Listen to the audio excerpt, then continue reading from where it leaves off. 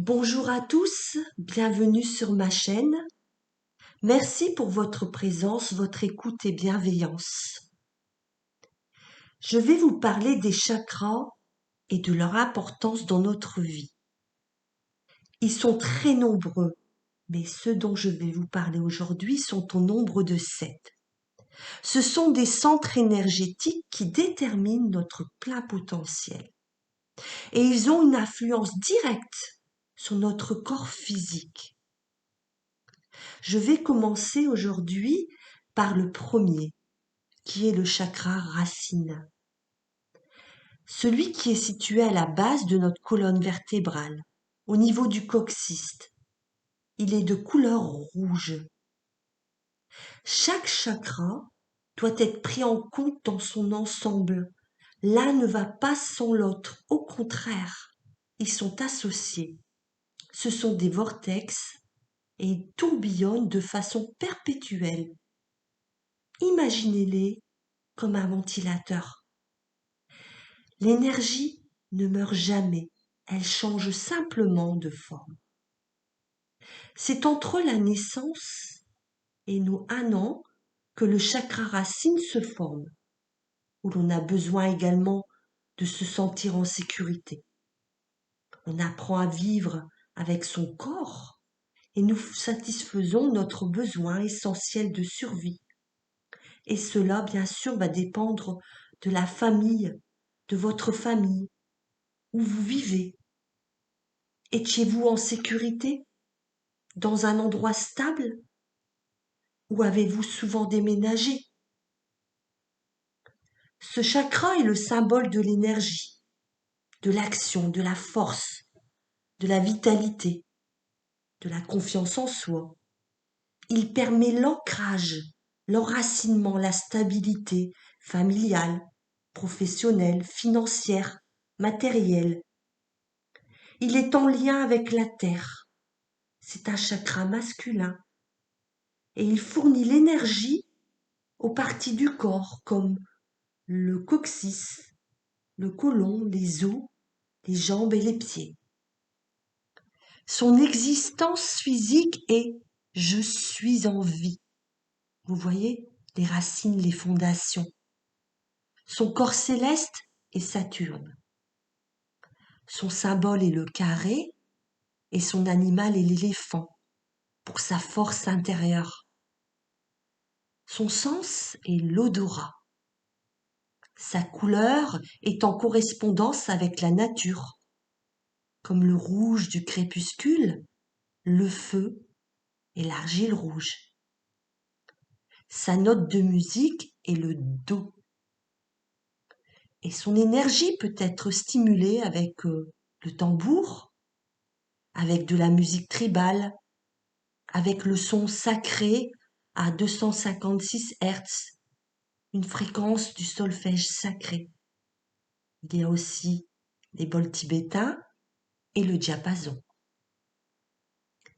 C'est un chakra associé aux addictions.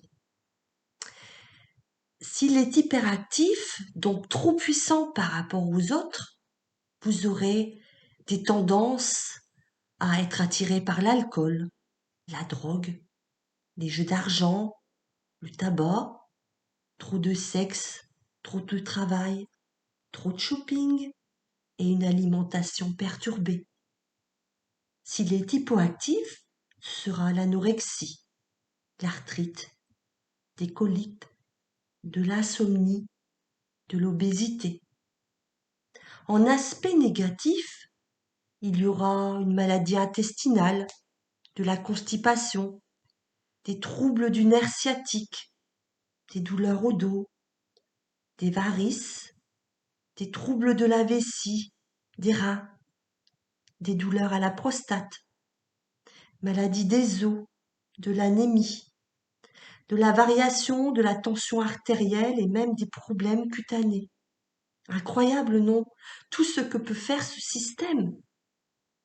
Et en aspect positif, parce qu'il y en a heureusement, il permet le développement de l'énergie vitale, le désir de vivre, la persévérance, le rythme, le lien avec la terre et la nature. Il permet la capacité de résistance, de s'imposer, de vous imposer. Un retour à l'équilibre des chakras vous donnera les clés de votre habitation, donc de votre corps. Ainsi, vous pourrez améliorer votre état d'être énergétique et l'harmoniser. Donc retrouver de la stabilité, de la sérénité dans votre vie.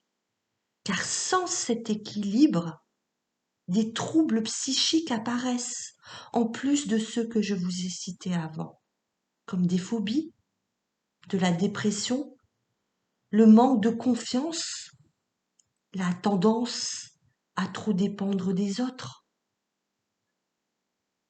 L'état d'esprit qui convient pour la guérison des chakras commence par l'intention claire de se soigner et de continuer dans le temps. Bien sûr, pour en tirer tous les bénéfices, pour un changement, il faut modifier ses habitudes et bien sûr décider de cette nouvelle discipline qui va vous guider vers un avenir meilleur ainsi qu'une meilleure santé retrouvée. Et pour cela, vous pouvez vous aider à des huiles essentielles pour stimuler ce chakra racine. Il y aura l'huile essentielle de santal ou de patchouli, de cèdre, de vétiver ou de bois de rose de romarin. Celle-ci à mélanger avec une huile végétale et masser la zone concernée, bien sûr avec précaution et en ayant lu la notice. Ensuite, il y a la lithothérapie, donc les minéraux, les pierres comme la tourmaline noire, le jaspe rouge, le rubis, le grenat, l'hématite. Et chaque pierre a une vibration unique. Vous pourrez en porter une dans votre poche. Il y a également le sport, la marche donc dans la nature, avec toutes ses couleurs. Le yoga que je vous recommande et ses postures à faire pour stimuler la zone concernée. Et cela avec intention.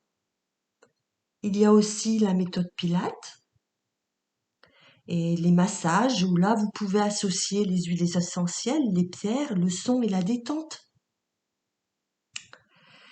Voilà pour ce chakra racine. Je suis à votre disposition si vous avez des questions. Vous trouverez mon mail en barre d'infos en cliquant sur la flèche sous cette vidéo. Merci pour vos likes, vos commentaires et votre abonnement. À bientôt pour le deuxième chakra. Ce sera le chakra sacré. C'était Michel Coutrel, juste pour vous.